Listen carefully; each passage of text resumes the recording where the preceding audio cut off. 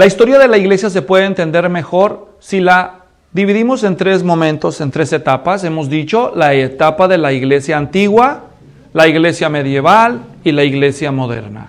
En la iglesia antigua, que abarca los primeros 6 siglos de historia, el periodo de la expansión es el primer siglo, el de la supervivencia los siglos 2 y 3 y el de la supremacía del siglo 4 al 6.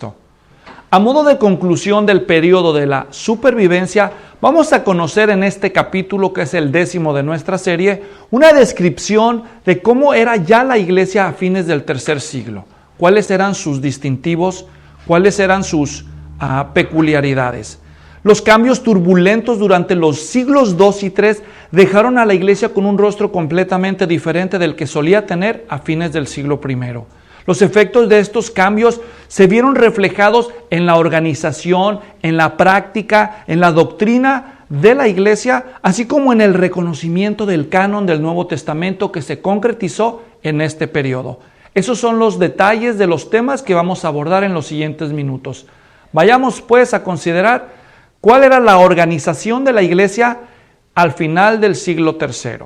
En primer lugar, a estas alturas vemos que dentro de la organización la iglesia ya cuenta con un obispo gobernante en cada iglesia local, en contraste con el siglo I, que todavía había pluralidad de liderazgo que compartía la autoridad. Este cambio se debió a 2 causas. En primer lugar, el obispo era considerado el vínculo de unión entre las diferentes iglesias. Segundo, el obispo era el vigilante de la doctrina que había de creerse y predicarse en la iglesia. La segunda característica dentro de la organización de la iglesia en este periodo era que se empezó a dar la idea de la sucesión apostólica. Ya existía la creencia en los cristianos de que la autoridad de un obispo venía directamente de los apóstoles, especialmente el obispo de Roma atribuía que su autoridad había sido heredada desde el mismísimo Pedro.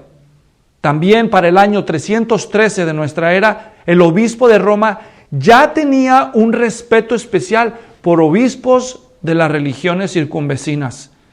Esto sucedió porque Roma fue por mucho tiempo la capital del imperio. Era obvio que el obispo de la ciudad imperial, donde el apóstol Pablo y también el apóstol Pedro habían muerto como mártires, tuviera un respeto superior a los de los obispos de otras regiones. Eso es en cuanto a la organización de la iglesia a fines del tercer siglo. En cuanto a su doctrina, 2 características de la iglesia a fines del siglo III. En primer lugar, hubo una expresión en formato de credos, es decir, de recitaciones breves de contenido teológico que fueron diseñados para que el público, que mayormente era analfabeta, pudiera recordar las doctrinas esenciales del cristianismo. Eso eran los credos. Eran aceptados y promovidos de manera memorable, es decir, se repetían una y otra vez para que los cristianos los memorizaran y así aprendieran en forma de semilla compacta las grandes doctrinas cristianas. El credo apostólico más antiguo, del 340 después de Cristo, es el credo bautismal, llamado así por tener la doctrina de los apóstoles. Todos los credos fueron trinitarios. ¿Está claro? Luego vamos a la práctica. La práctica que había en la iglesia para ese tiempo. En este periodo surgió la división entre el clero y laicos. ¿Qué es el clero? Pues es parte de la iglesia, pero el clero, exactamente, los líderes, se consideraban una clase separada. Los laicos viene del término laos, que significa pueblo. ¿Me doy a entender? Ya esto era una gran diferencia de lo que había en el siglo I. Las únicas ordenanzas que se aceptaban era el bautismo, la cena del Señor, pero ya solamente los obispos son los autorizados para administrarlas. Especialmente los obispos bien reconocidos. El bautismo por inmersión era concedido después de un tiempo de prueba a los recién convertidos y en este periodo se empezó a practicar el bautismo infantil, la práctica del bautismo de infantes. Se añadió en este periodo la celebración de la Cuaresma, de la Navidad. En el lado occidental del cristianismo, el 25 de diciembre se adoptó como la fecha para celebrar la Navidad, mientras que en el lado oriental del cristianismo, el 3 de enero. Esos son algunos de los perfiles que la iglesia al fin del tercer siglo tenía. Una de las cosas más sobresalientes e importantes a la luz de la perspectiva de toda la historia de la iglesia fue la identificación final del canon del Nuevo Testamento que sucede al fin de este periodo. El canon es la lista de los libros divinamente inspirados. Las razones para identificar el canon eran muy importantes y variadas. Por ejemplo, las persecuciones, como dijimos anteriormente, forzaban a los cristianos poder diferenciar entre los libros por los cuales se valía la pena perder la vida y los que no. También las herejías. Las herejías los ayudaban a ellos para identificar los errores de las verdades. La falta de los apóstoles forzó a los cristianos de poder identificar una fuente de autoridad sobre sus vidas, así como la insuficiencia de la tradición oral. Fueron solo algunas de las razones por las que la definición del canon era una prioridad para la iglesia. En cuanto a la identificación del canon del Nuevo Testamento, hubo fechas importantes. El año 175, ya para esas alturas, la mayoría de los 27 libros del Nuevo Testamento eran aceptados o reconocidos por los cristianos. En el fin del siglo IV, para el año 395 al 97, el Concilio de Cartago determinó lo que hoy llamamos los 27 libros del Nuevo Testamento. Esto es muy importante. Algunos libros fueron más difíciles de aceptar que otros. Entre ellos se mencionan a las cartas de Hebreos, Santiago, Segunda de Pedro, Segunda y Tercera de Juan, Judas y Apocalipsis. ¿Cuáles fueron los criterios que usaron los primeros creyentes para poder identificar cuáles libros sí son inspirados y cuáles no son inspirados? Paréntesis. La iglesia no define cuáles libros son inspirados. La iglesia los reconoce. ¿Por qué? ¿Quién determina si un libro es o no inspirado? Bueno, el autor. ¿Y quién creemos que es el autor final de los libros inspirados? Dios. Entonces, el único que tiene la autoridad para determinar si un libro es inspirado o no es si él mismo inspiró ese libro. ¿Me doy a entender? Claro, lo más evidente sería ir a leer el testimonio del mismo libro si reclama ser palabra de Dios.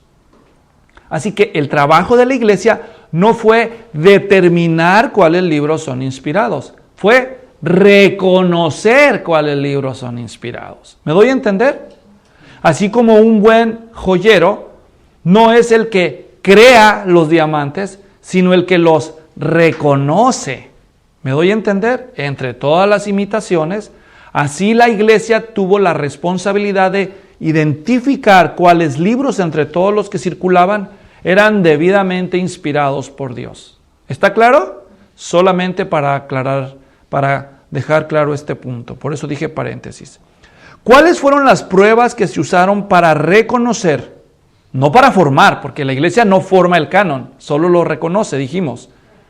¿Cuáles pruebas se usaron para reconocer si un libro era inspirado o no entre todos los que circulaban en ese tiempo? Muy bien.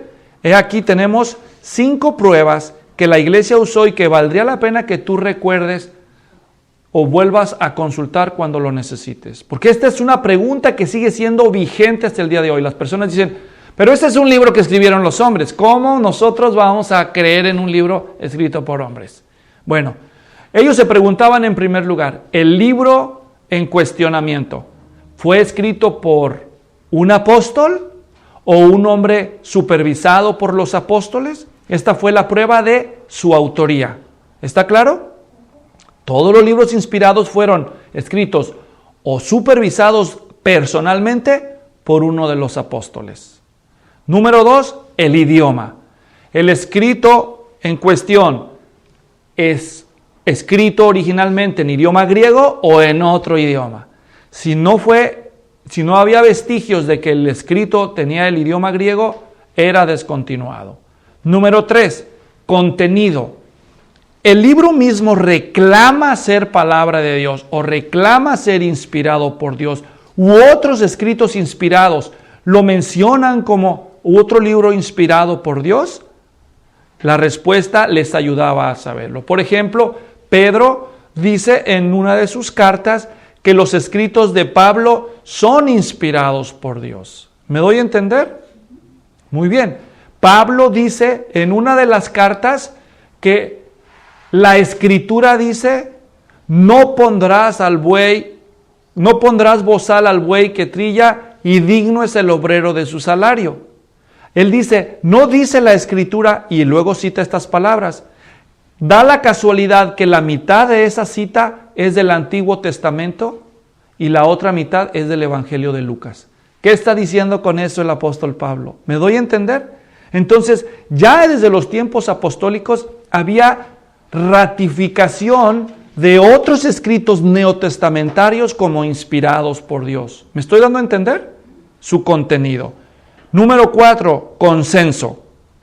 Si el libro es inspirado por Dios auténticamente, por consiguiente, debe tener recepción en la iglesia, en cualquier lugar, porque la iglesia es el templo del Espíritu. Y si el Espíritu Santo es el que inspira las Escrituras, quiere decir que la iglesia a nivel universal va a mostrar eco en aceptación por ese libro. Por lo tanto, el libro en cuestionamiento es bien recibido por los cristianos en todo el mundo, o un segmento importante o mayoritario del cristianismo lo rechaza. ¿Está claro? Y finalmente, su poder. El escrito en cuestión tiene poder para cambiar las vidas de los lectores, transforma su mensaje, la manera de pensar y de vivir. Estos fueron los 5 principales criterios que usaron los creyentes para reconocer aquellos libros que eran inspirados. Entonces, esto es lo que sucede a fines del tercer siglo. Hemos terminado entonces de conocer los detalles más generales del segundo periodo de la historia de la Iglesia Antigua, que fue el periodo de la supervivencia.